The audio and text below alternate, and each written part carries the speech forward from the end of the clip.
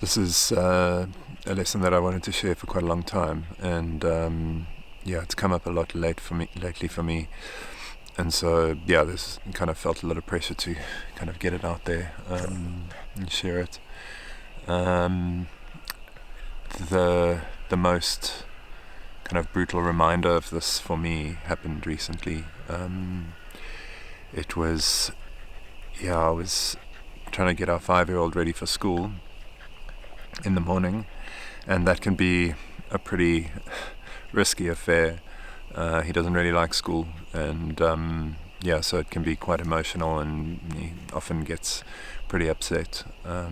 Anyway, so the morning ritual is quite complex and needs to be navigated delicately.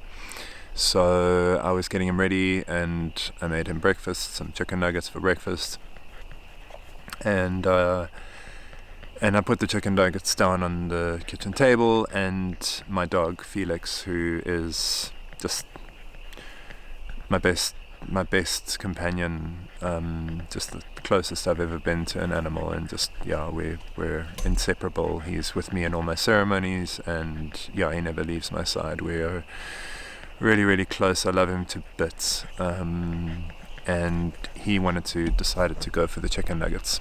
And he was trying to get up on the counter, and he nearly got them off the counter. Anyway, so I scolded him, and I don't know why, because he doesn't usually do that. He's usually really good, and he doesn't try and steal food or anything. And he had been fed. Anyway, so then I got our youngster into his chair and gave him the nuggets. And then again, Felix was trying to get to the nuggets, and trying to climb from the couch onto Christian's high chair and get the nuggets. I was getting really irritated with him at this point, and as I say, the emotions were already running high. And then Christian had finished eating, but he'd left one or two of the nuggets, and so I took him out of the chair. I was getting him ready, and I put the plates, just next to the chair.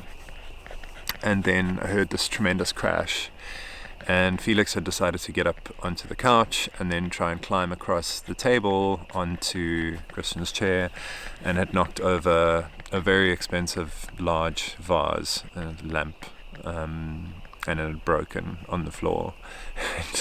and despite the vase lying on the floor in pieces, he was still sitting there eating the chicken nuggets. So I was furious. It was just a lot for me to handle at that moment, and I just kind of I was so cross with him. And it was a vase that was quite special to my wife, that she had kind of collected, and so I knew that it would be upsetting for her, and so I kind of took on that energy at the same time. And anyway, I was just really cross with him because, as I say, we're so close, and it felt like, why did you have to go and do that? Anyway, so I was chasing after him, or I kind of chased after him. And I don't know if I was going to smack him or what, but I was just kind of really angry with him, and so I kind of lunged at him,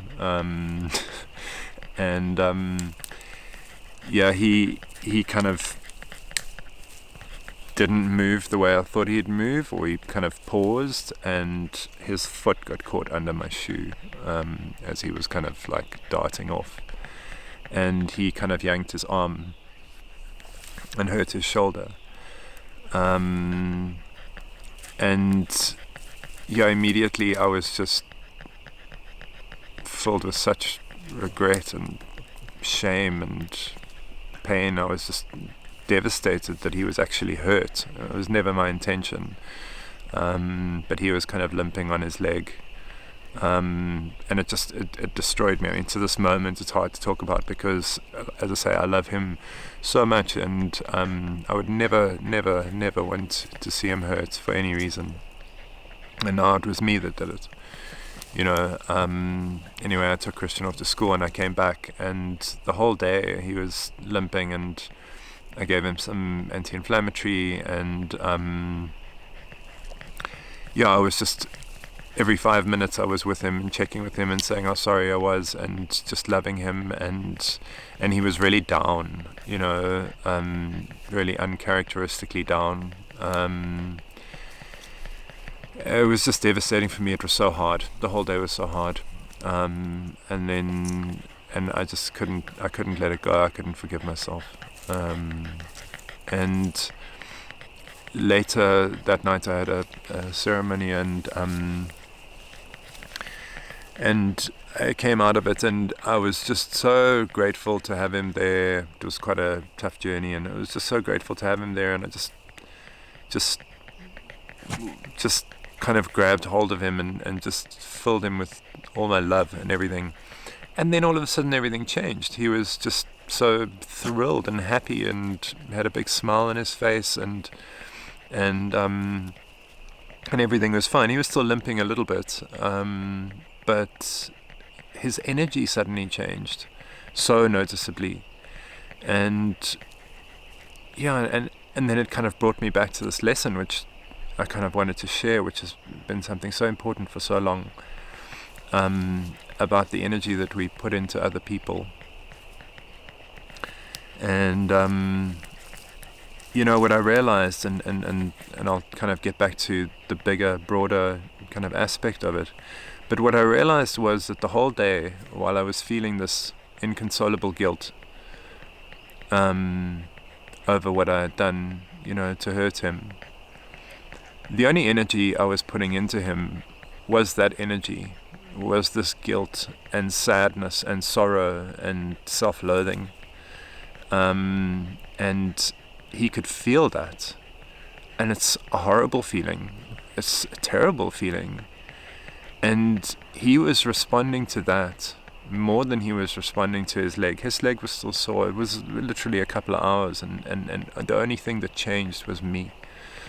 And as soon as he saw that I was okay, that I was happy, that I was happy to see him, happy to be with him, he didn't understand that what I was feeling was remorse and that I was feeling guilty. He just saw that I was down and that I didn't seem happy and that I was bringing him very, very negative or sad emotions. So he was worried about me.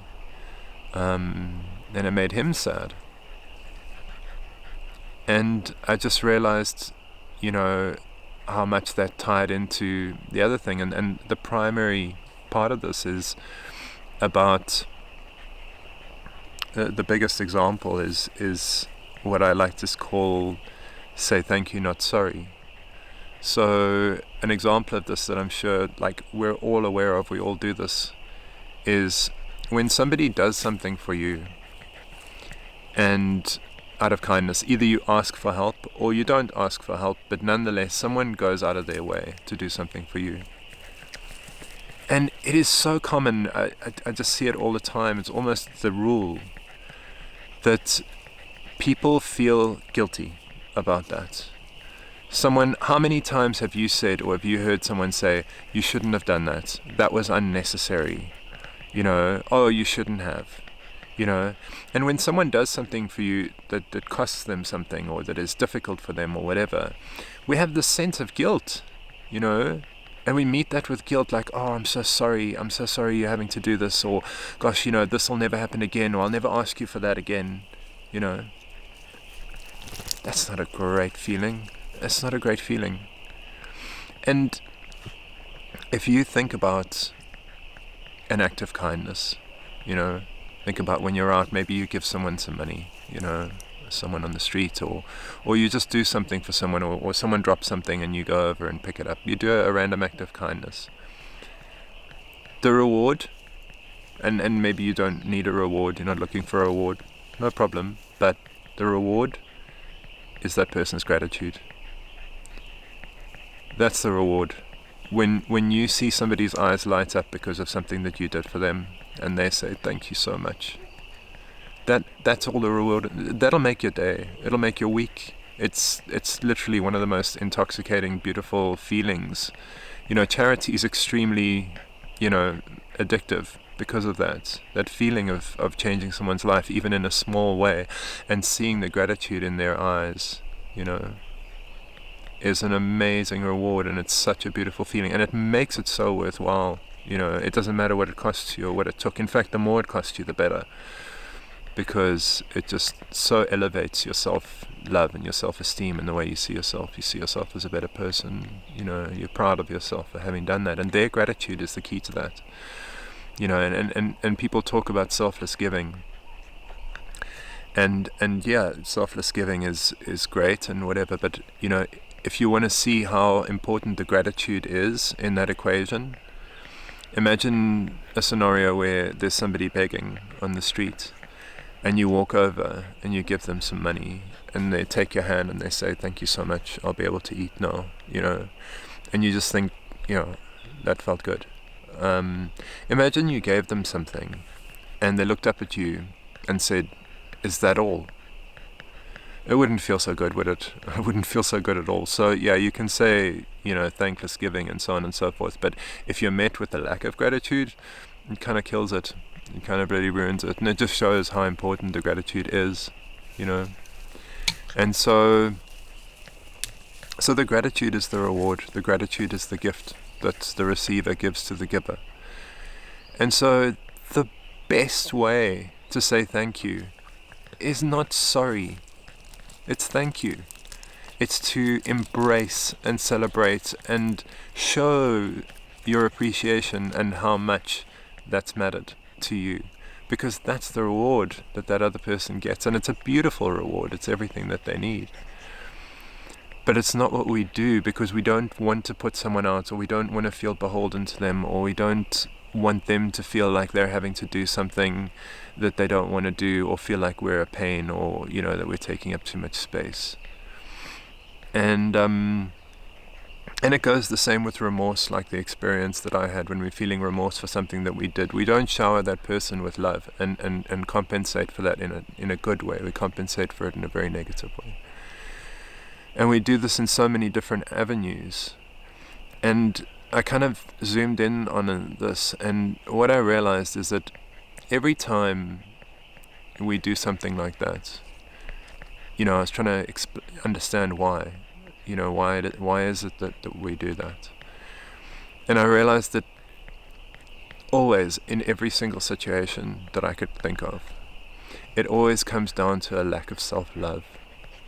It always comes down to our feeling that we're not enough, or we're not sufficient for that gift. And my situation with not being able to forgive myself for doing something wrong, it's also a lack of self-love, because I couldn't forgive myself. I saw myself as bad. I saw myself as having done something wrong. I loathed myself for having done that, and I couldn't forgive myself. Now, if I loved myself more, I would be more likely to have been able to forgive myself, to realize that I'm just human and I made a mistake, and that I could forgive myself. And so it always comes down to the same thing. And especially when it comes to gratitude, it's always a situation where you don't feel that you deserve that. But the bottom line is to value yourself enough to say thank you, to believe that you are worth that trouble, and to really say thank you, and to put all your energy into that. Make it worth it. Make it worth it for that person. Just embrace their kindness 100%. Don't turn it down, because then it's just not worth it. Don't turn it down. And I was thinking of a gift. It was actually a gift. This I just thought of it this morning in the shower, but it was actually a gift that I was just thinking of examples in my mind, and I gave my mum a pen for Christmas. Mum, if you're watching this, I'm sorry to throw you under the bus, but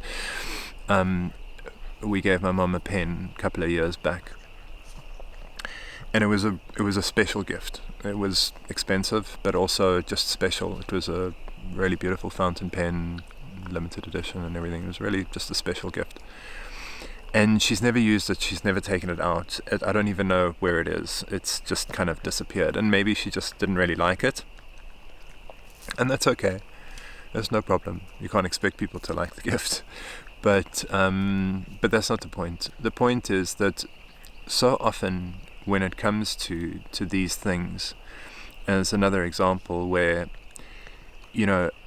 when you give someone a gift, or when someone gives you a gift, Someone gives you a gift, and if it's an expensive gift or a big gift, or it cost them something in some way, effort, time, energy, money, whatever, and they give you a big gift, so often we respond by saying, oh, well, we must really give them something big for their birthday.